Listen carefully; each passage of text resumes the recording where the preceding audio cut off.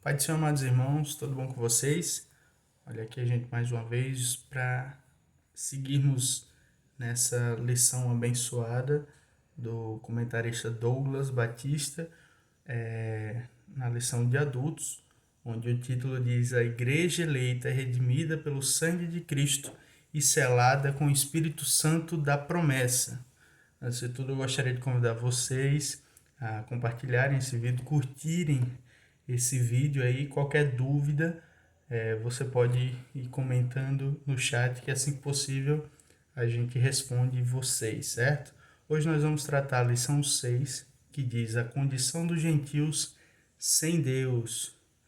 Hoje é uma lição bem diferente, já já a gente vai comentar sobre ela. O texto áureo da lição diz: Portanto, lembrai-vos de que vós, noutra tempo, eres gentios na carne e chamados incircuncisão, pelo que na carne se chamam circuncisão, feita pela mão dos homens. Isso está lá em Efésios 2, 11. A verdade prática vai dizer que outrora sem Deus, por meio de Cristo, os gentios tornaram-se descendência de Abraão e herdeiros da promessa. Como eu ia falando, é uma lição hoje bem diferente, porque ela não aponta muitas coisas para a gente tratar nos dias atuais. Na verdade, ela é bem particular daquele tempo. Hoje a gente vai ver muito mais teoria do que prática. Hoje a gente não vai conseguir aplicar tanto para os dias de hoje. Então, espero que vocês gostem da lição. É uma lição muito importante. Abram aí as vossas Bíblias, para quem não tem a lição, que está em Éfeso, capítulo 2, do 11 ao 12, e já abra também em Romanos, capítulo 4, do 12 ao 14. Em Efésios 2 vai dizer que, do 11 ao 12, Portanto, lembrai-vos de que vós, no outro tempo, erais gentios na carne, e chamados incircuncisão pelo que, na carne, se chamam circuncisão, feita pela mão dos homens. Do 12, que naquele tempo estáveis sem Cristo, separados da comunidade de Israel e estranhos aos concertos da promessa, não tendo esperança e sem Deus no mundo.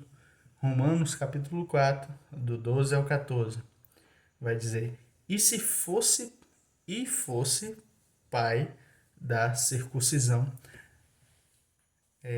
daqueles que não somente são circuncisão, mas também ainda nas pisadas da fé que teve o nosso pai Abraão, tivera na incircuncisão, porque a promessa de que havia de ser herdeiro do mundo não foi feita pela lei a Abraão ou sua posteridade, mas pela justiça da fé.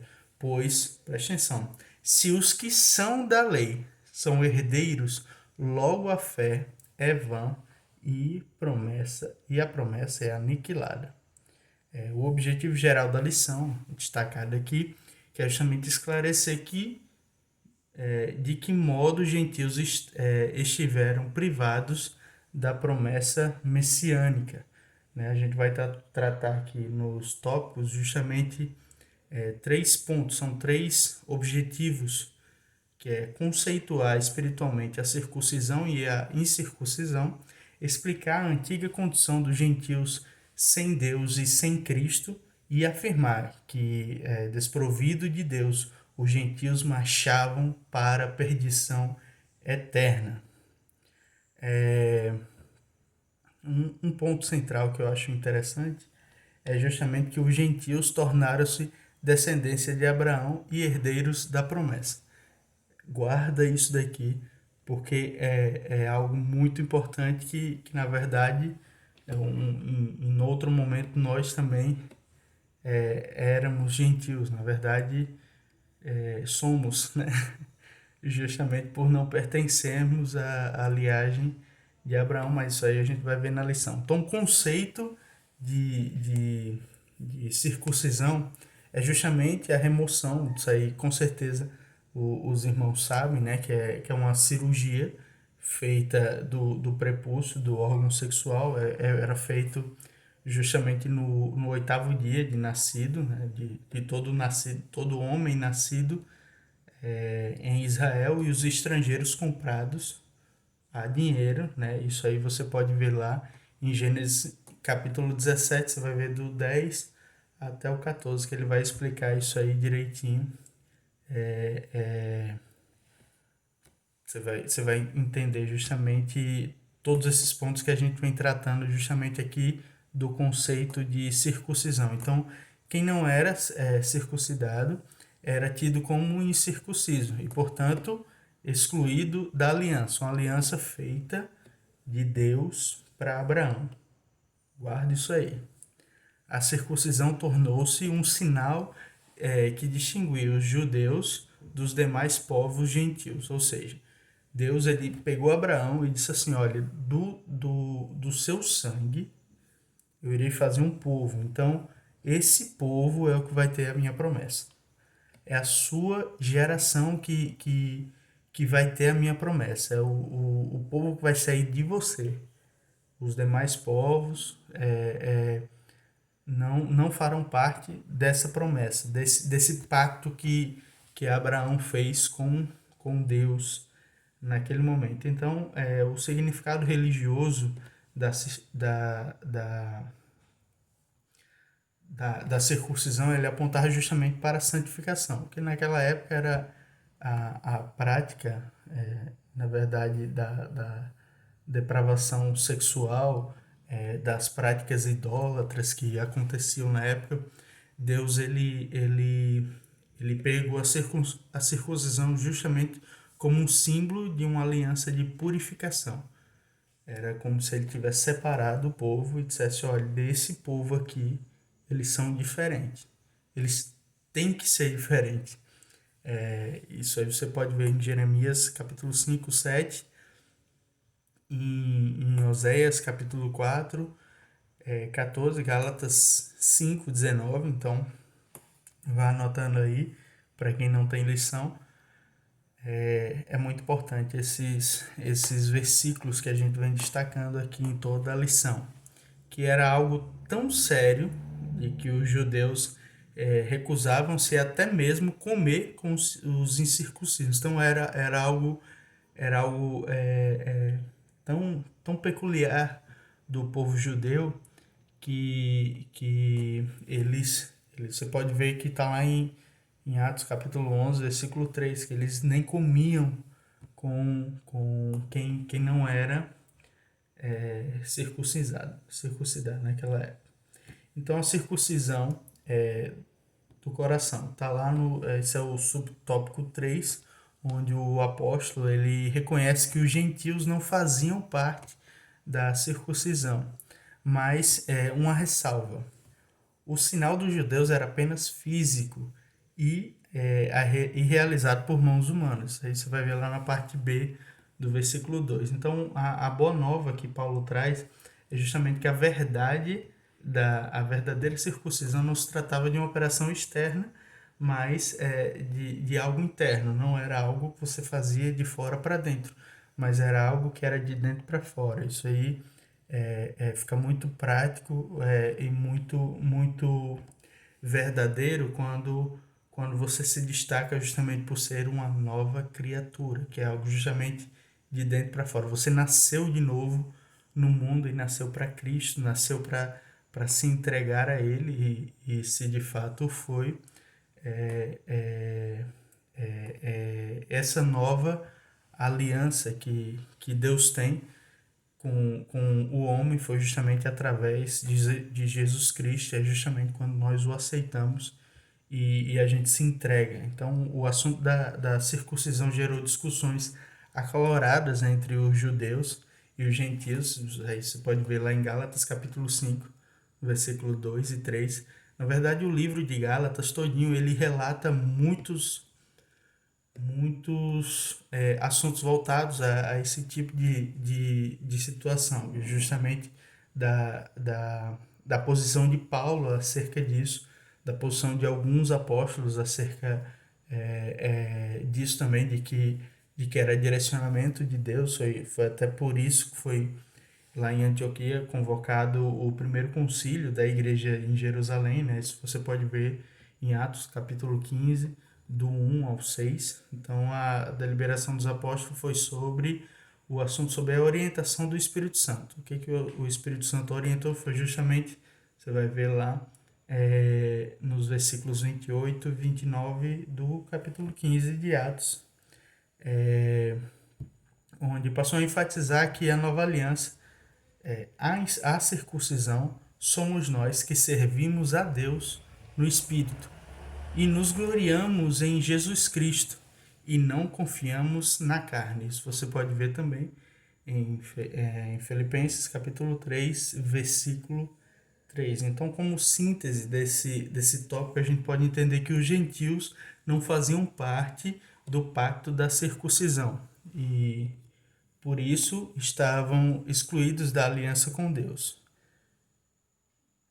A nossa lição está bem repleta de coisas, como eu falei, teóricas, né? Então, tem muitos pontos chaves nela que é muito bom a gente ficar prestando atenção.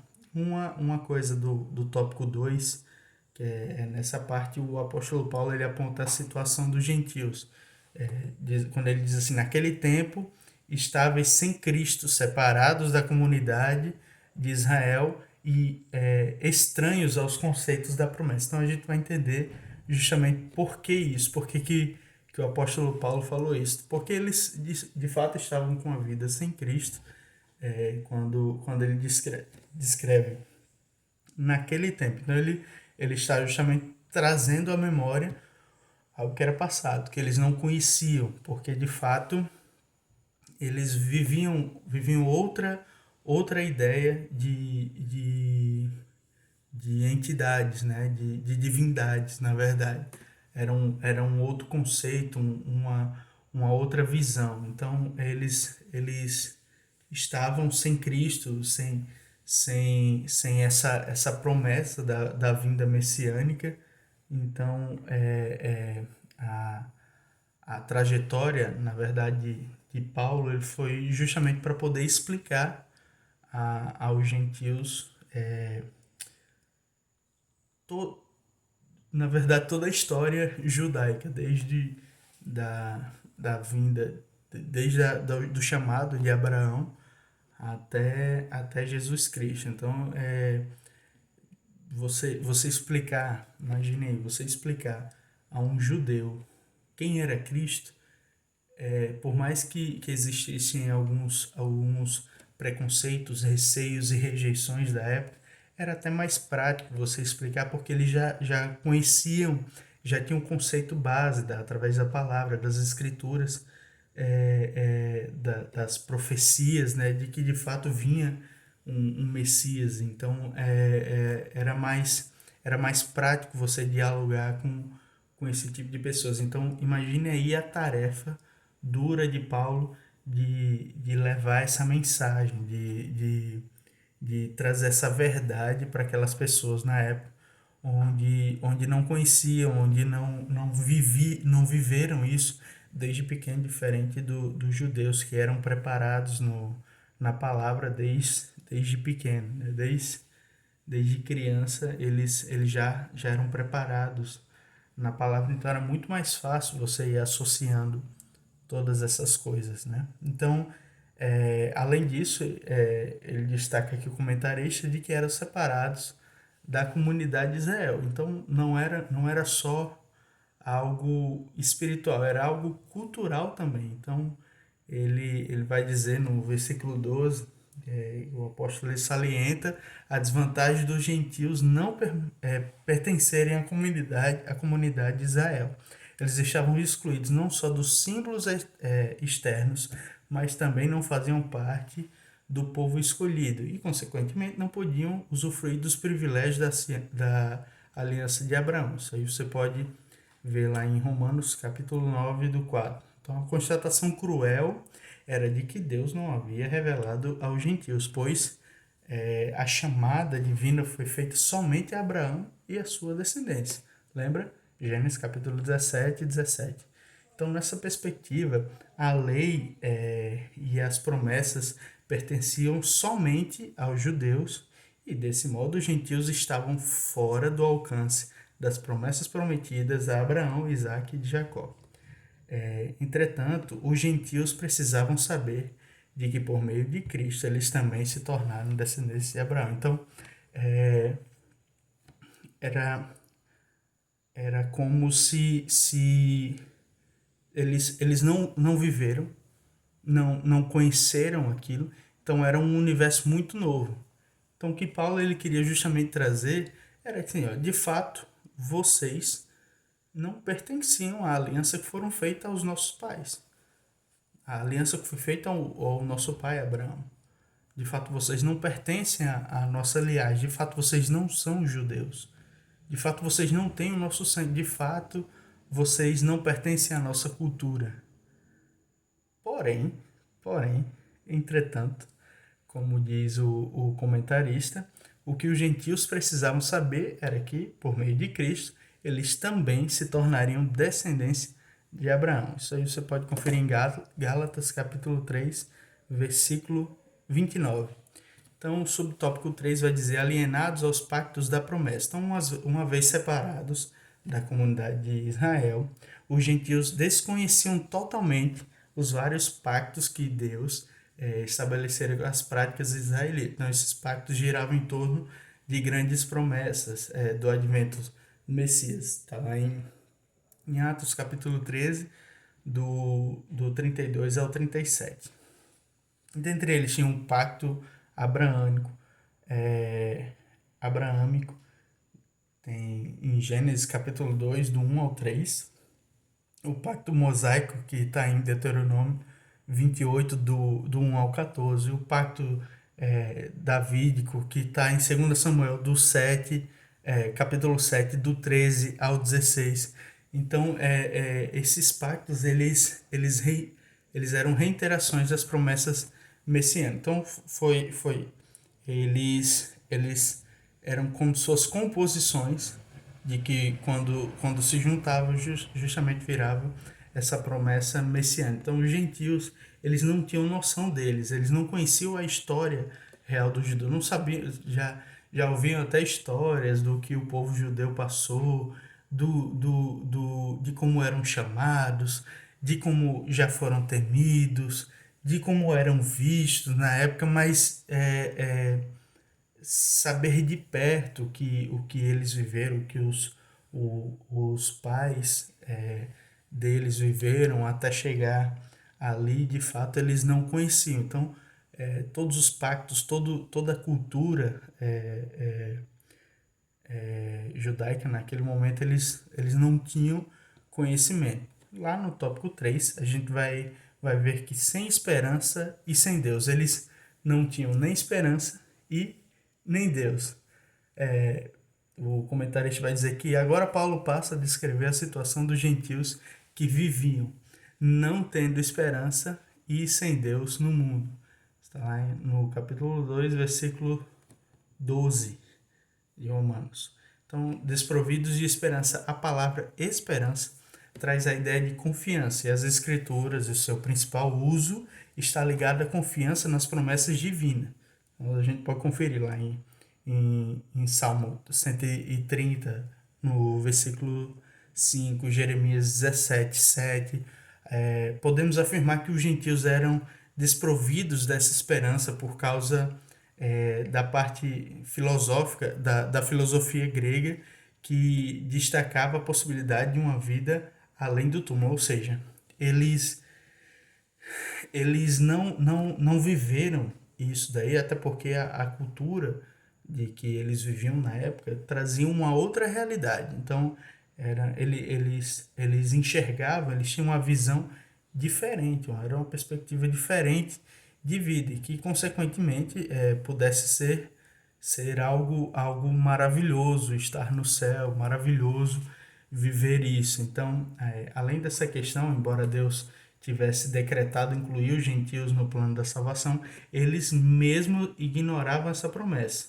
e por isso não tinham em que se sustentar em qualquer esperança. Então, você vai ver isso lá em 1 Coríntios, capítulo 9, do capítulo 9, versículo 10. Então, como a esperança é a âncora para a alma, os gentios desprovidos dela padeciam de medo e incerteza. Por conseguinte, a falta de esperança e a paz revelada na ausência de Deus. Então, por não ter essa firmeza que nós temos em Deus, pessoas, e isso daqui nós podemos trazer para o mundo de hoje.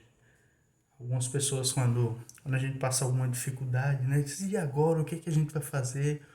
Que caminho nós vamos tomar? A gente está enfrentando tal dificuldade, e quem tem Deus, de fato, quem vive esse Deus, diferente dos gentios, que os gentios, eles adoravam vários deuses, né? Então, eles tinham, na verdade, eram politeístas, eles acreditavam em vários, era Deus para tudo. Mas, como eles não enxergavam essa proximidade dele com Deus, ou os deuses dele, né? Eles não conseguiam enxergar e ter essa esperança que nós temos, a famosa fé, né? Ter essa confiança de que de fato as coisas vão dar certo, que de fato nós vamos passar pelos momentos difíceis, de fato nós vamos enfrentar tudo e vamos sair vitoriosos, e que, se caso aquilo tire a nossa vida, a gente ainda vai ter a certeza de que vai para o céu. Então o crente, ele que confia em Deus, ele tem isso, essa convicção de que por mais que não vença em vida, a morte ele venceu, porque estará na glória com Deus. Então, no subtópico 2, a gente vai ver que sem Deus no mundo, que era o que eles estavam. Então, a expressão sem Deus não significa que os gentios não serviam ou não acreditavam em uma divindade. Foi justamente o que eu falei, né? Ao contrário, eles eram politeístas, idólatras, eles acreditavam e adoravam muitos deuses. Assim, por meio do seu paganismo, estavam alienados de Deus e haviam se revelado a Israel. Isso significa dizer que as suas vidas eram regidas pela falsa ideia de divindade pagãs, e as mantinham escravizadas em densas trevas espirituais. Então, a gente pode entender aqui que, por eles não conhecerem de fato a Deus, além da falta de esperança, eles viviam um mundo completamente pecaminoso, em práticas, em, em ações, em pensamentos, em falas, tudo, tudo que poderia afastar um homem, uma mulher de Deus. Eles viviam justamente porque eram enganados por essas falsas crenças, por essas falsas divindades, né, naquela época. Então, quando Paulo apresentou essa nova realidade, essa nova visão, essa nova cultura, esse novo pensamento, as escamas de fato caíram de seus olhos, e eles receberam e se tornaram nova criatura, né? Então, como eu disse, é um assunto muito teórico esse, pouco prático, mas existe algo que a gente pode extrair para a nossa vida, principalmente nesse momento que nós estamos passando agora de pandemia, que apesar das circunstâncias, apesar das dificuldades que a gente tem passado nesse período que a gente tem enfrentado, a gente pode continuar confiando em Deus, porque nós somos povo dele. Nós somos co-herdeiros através de Jesus Cristo, das promessas de Deus. Então, nos tornamos herdeiros da promessa feita a Abraão justamente através de Cristo, que Cristo era da linhagem de Abraão. Quando ele derramou o seu sangue pelos nossos pecados, era como se ele estivesse expandindo através do seu sangue toda essas próximas gerações, trazendo para a sua linhagem, para a sua família. Então nós somos também filhos dessa promessa. Continue crendo, porque eu tenho certeza que Deus ele vai continuar abençoando a sua vida. Pai do Senhor e até a próxima.